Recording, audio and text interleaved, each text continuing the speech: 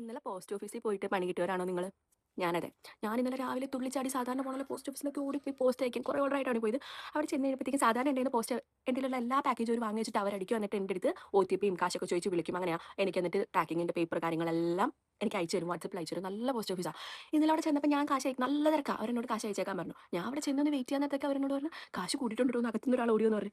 അപ്പോൾ ഞാൻ കാശ് കൂടിയെന്ന് പറയുമ്പോൾ 42 ആയിരുന്നു എൻ്റെത്. അതായത് ഒരു പാഴ്സലിന് 42 എന്നുള്ള രീതിയിലായിരുന്നു ഞാൻ പേ ചെയ്തുകൊണ്ടിരുന്നത്.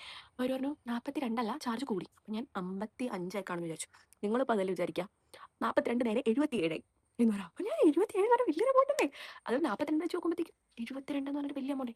എൻ്റെ കഷ്ടകാലത്തിന് ഇന്നലെ എൻ്റെ ഉണ്ടായിരുന്ന ഒരു പാഴ്സൽ ഹൈദരാബാദിലേക്ക് വേറെ സ്റ്റേറ്റിലേക്കുള്ള ആയതുകൊണ്ട് തന്നെ അത് 82 ഞാനൊരു ഇരട്ടി എമൗണ്ടിനടുത്ത് പാഴ്സലിനൊക്കെ ചാർജ് കൊടുത്തു. അപ്പോൾ ഞാനൊരു 20 പാഴ്സൽ അയക്കേണ്ട സ്ഥാനത്താണ് ഇന്നലെ ഒരു 11, 12 പാഴ്സൽ അയച്ചേക്കുന്നത്. അപ്പോൾ ശരിക്കും അതൊരു വലിയ ഡിഫറൻസ് ആണ്. നമ്മുടെ കയ്യിൽ നിന്ന് അത്രയും എമൗണ്ടാണ് പോണേ. അപ്പോൾ ഞാനിത് അവരോട് ചോദിച്ചു, ഇതിന്റെ ബാരിയർ എന്താ, ഇത് എന്ത് ക്രൈറ്റീരിയ, ഇത് എന്ത് സംഭവം വെച്ചിട്ടാണ് ഇവർ ഇങ്ങനെ എടുക്കുന്നതെന്ന് ചോദിച്ചു. ഡൈമെൻഷൻ വെച്ചിട്ടാണോ, പാക്കിംഗ് കവറിന്റെ ആണോ എന്ന് അറിയാൻ വേണ്ടി ചോദിച്ചു. പറഞ്ഞു ഇനി മുതൽ അങ്ങനെ ഒന്നുമല്ല, ഇവരുടെ പുതിയൊരു നിങ്ങളെല്ലാവരും ഒരു ഇമേജ് കണ്ടിട്ടുണ്ടാവും. അതിനകത്ത് ഓരോന്നിനും എത്ര റേറ്റ് എന്നുള്ളത് പറയുന്നുണ്ട്. അതിനകത്ത് പറയുന്നത് പുതിയ ഫെസ്റ്റത്തെ അതിനകത്ത് പറയുന്നത് നമ്മൾ ഒരു 500 ഗ്രാം വരെയുള്ള എല്ലാവരും ഒരു ഒറ്റ സ്ലാബിൽ വരും.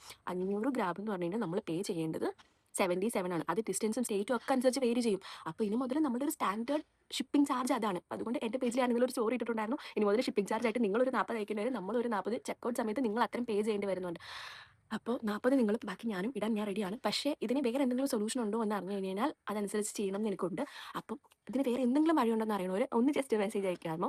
അപ്പം എനിക്കറിയാം ഇതെല്ലാ സ്മോൾ ബിസിനസ് ഓണേഴ്സിനെയും ബാധിക്കുന്ന ഒരു സംഭവമാണ്. ഇത് അറിഞ്ഞിട്ടില്ലാത്തവർ അറിയാനും കൂടെ വേണ്ടിയിട്ടാണ് ഞാനിപ്പോൾ ഈ വീഡിയോ ചെയ്യുന്നത്.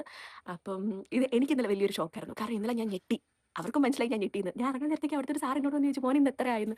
അപ്പോൾ ഇത്രയും മാറ്റം അവർക്ക് തന്നെ ഒരു ഷോക്കാണ്. അപ്പം ഇതിനെന്തെങ്കിലും വേറെ മെത്തേഡ്, എന്തെങ്കിലും ഞാൻ വേറെ ഏതെങ്കിലും രീതിയിൽ ഷിപ്പ് ചെയ്താലോ എന്നൊരു ആലോചിച്ചു. പക്ഷേ പോസ്റ്റ് ഓഫീസ് വഴി എനിക്ക് ഒരു ഉപദ്രവം ഉണ്ടാവാത്തതുകൊണ്ട് തന്നെ എനിക്ക് പോസ്റ്റ് ഓഫീസ് ഇഷ്ടമാണ്. അപ്പം ഇതിന് വേറെ എന്തെങ്കിലും വഴി അറിയണം ആരെങ്കിലും ഉണ്ടെങ്കിലും ജസ്റ്റ് മെസ്സേജ് ചെയ്യാമോ? അപ്പോൾ താങ്ക്സ് ഫോർ വാച്ചിങ്.